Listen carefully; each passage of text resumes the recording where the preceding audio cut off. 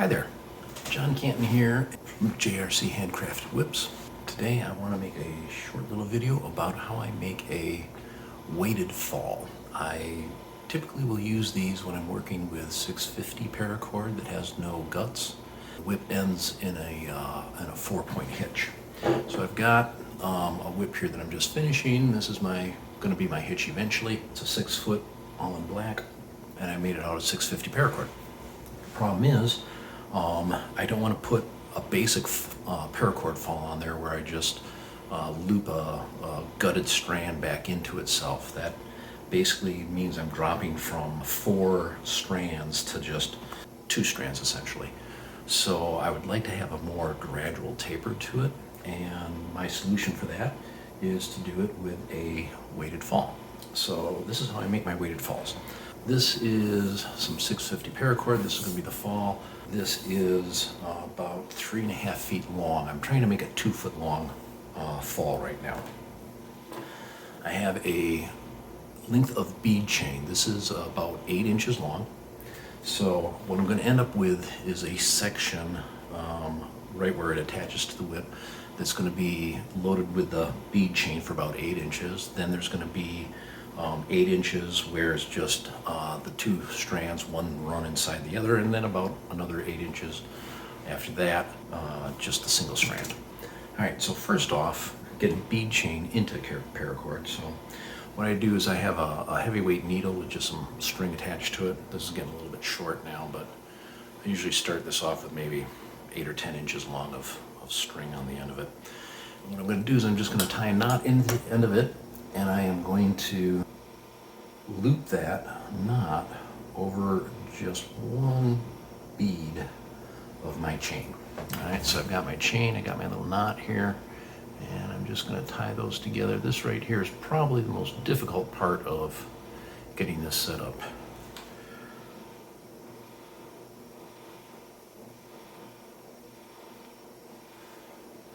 There. So, got my bead chain attached to the string.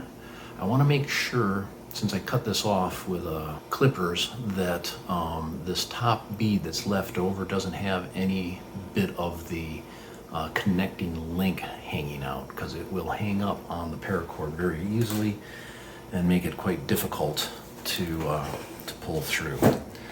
So I'm gonna prepare my paracord here. I'm gonna open it up a little bit and fuse the end of this just to make it a little bit easier to get the strands going, to get the bead chain going in there. All right, and then I'm just going to feed that in.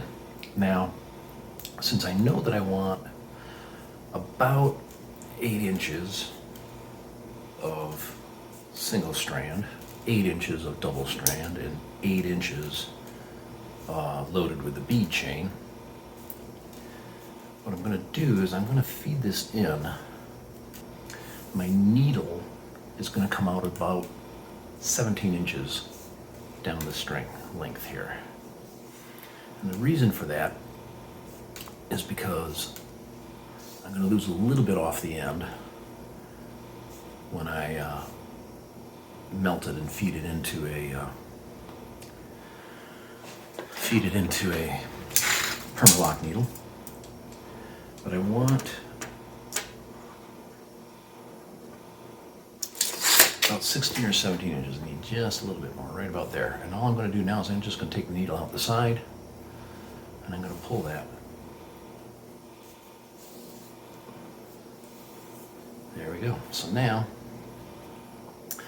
this is actually where we're going to fold this in half and feed the other end into the paracord. But I've got this right here all loaded with bead chain. It's probably going to be really hard to see, but right there it stops being bead chain. And then I've got this length here, which is eventually going to be my doubled up inner strand that I'm going to feed into the rest of the paracord. So I've got this hanging out. All I'm going to do is take my scissors and snip that off real close. So that knot is still in there, the bead chain. Doesn't matter at all. All right, So I'm going to set this up now to feed it in. I find that the 650 paracord usually is so small that I really need to use like the absolute microscopic. I've got 3 sizes of needles here, but I have to use the absolute most microscopic of these in order to get inside of the strand. I notice that when I use 550, quite often I can get away with my medium size Permalock needle, but not so with 650. So I get my needle on here, make sure I don't have any rough edges, and I do indeed have a very rough edge there, so I'm just going to melt that a little bit more right next to the needle and make sure that's smooth so that I don't catch anything when I go in or out of the strand. All right, so I'm feeling down the length here. I find the end of my bead chain, and I'm going to feed this in right here at the bead chain.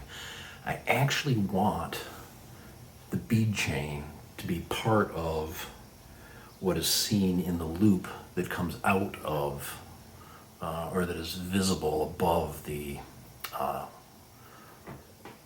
fall hitch. And the reason for that is just, well, 2 things. It's cosmetic. It makes it look a little bit better, I think, when I see that bulk there.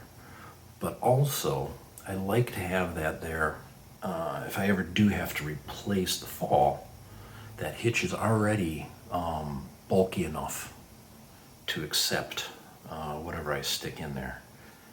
So now we're moving. All right, so feeding this down inside the other strand. I eventually get to the point where the bead chain starts having to feed into this hole as well.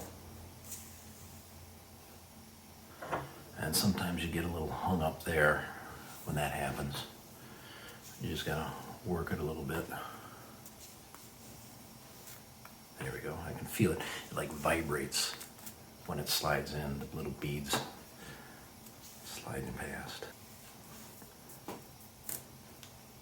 All right, so now I'm just gonna pull this until I get about what I want for a loop here. I want more. I want that tighter than that. And right about there. All right, so that's tight enough that it'll fit, or small enough that it's going to fit over the top of my 4 strands comfortably. Not too tight.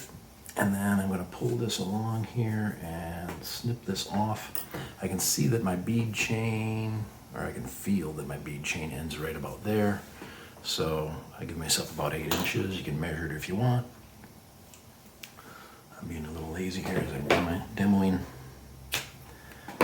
Snip that off. And then I'll pull this out tight. All right, so I've got the eye, I've got bead chain in 2 strands, I've got 2 strands, and then I've got 1 strand.